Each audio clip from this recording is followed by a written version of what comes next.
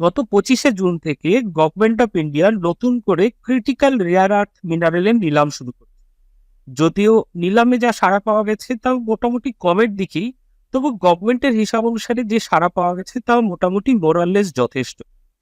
Rare earth মিনারেলের মধ্যে graphite, manganese, ফসফরাইট, লিথিয়ামের যে block সেগুলোই একমাত্র ব্রিডিং প্রসেসে ওঠানো হয়েছিল। বিজনেস স্ট্যান্ডার্ডের প্রতিবেদন অনুসারে প্রতিটা ব্লক 13 থেকে 400% প্রিমিয়ামের মধ্যে বিড হয়েছে। প্রিমিয়াম বলতে এখানে বোঝানো হচ্ছে যে বিডার কোম্পানি রেভিনিউয়ের কত শতাংশ গভর্নমেন্ট অফ ইন্ডিয়াকে আরো এক্সট্রা দেবে। গভর্নমেন্ট মূলত ওড়িশা, উত্তরপ্রদেশ, ছত্তিশগড়, তামিলনাড়ুর ব্লকগুলোই এই বিডিং এ তুলেছে। যে সমস্ত কোম্পানিগুলো বিড করেছে তাদের মধ্যে সব থেকে উল্লেখযোগ্য কয়েকটি কোম্পানি হচ্ছে ডালমিয়া ভারত, যারা তামিলনাড়ুর গ্রাফাইট ব্লক বিড করেছে।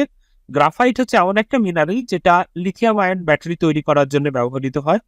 দেন যে যারা বিড করেছে সেটা হচ্ছে অগ্রসেন স্পঞ্জ, তারা মূলত ওড়িশার যে ম্যাঙ্গানিজ ব্লক আছে এবং গ্রাফাইট ব্লক আছে সেই দুটো ব্লকের জন্য তারা বিড করেছে। এগেইন গ্রাফাইট যে যে মিনারেল, সেই মিনারেলটা মূলত লিথিয়াম আয়ন ব্যাটারি তৈরি করার জন্য ব্যবহৃত হয়ে থাকে। নেক্সট যারা বিড করেছে সেটা হচ্ছে কুন্দন গোল্ড মাইন্স, তারা গ্রাফাইট ব্লক বিড করেছে ওড়িশার জন্য। এরপরে যারা বিড করেছে তারা হচ্ছে সাগর স্টোন ইন্ডাস্ট্রিজ, তারা মূলত বিড করেছে ফসফরাইটের মিনারেলের জন্য এবং তারা মূলত বিড করেছে উত্তরপ্রদেশ থেকে। এখানে বলে রাখা ভালো যে ফসফরাইট মিনারেল যেটা মূলত ফার্টিলাইজার, মানে আমাদের যে সার, সেই সার প্রোডাকশনে ব্যবহৃত হয়ে থাকে।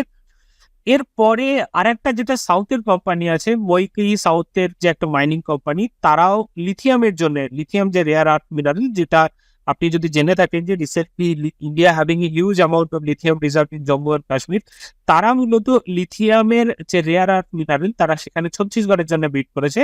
সো লিথিয়াম মোটামুটি যে মিনারেল সেটা হচ্ছে রিচার্জেবল, মানে ইলেকট্রিক ভেহিকেল ইভি, যেটা সেই ইভির মেইন কম্পোনেন্ট আমরা বলতে পারি হচ্ছে লিথিয়াম আয়ন ব্যাটারি। সেই লিথিয়ামের জন্য বিড করেছে হচ্ছে মৈকি সাউথ মাইনিং কর্পোরেশন লিমিটেড। এই হচ্ছে মোটামুটি ভাবে এই মুহূর্তে যে বিডিং যারা করছে তাদের সেখানে স্ট্যান্ডার্ড প্রসেস। এর উপরে বেস করে আমরা পরবর্তীকালে আলোচনা করব যে এক্স্যাক্টলি কোন কোন স্টক গুলো এদের মধ্যে থেকে এবং তাদের উপরে কি কি প্রভাব পড়তে পারে। Thank you so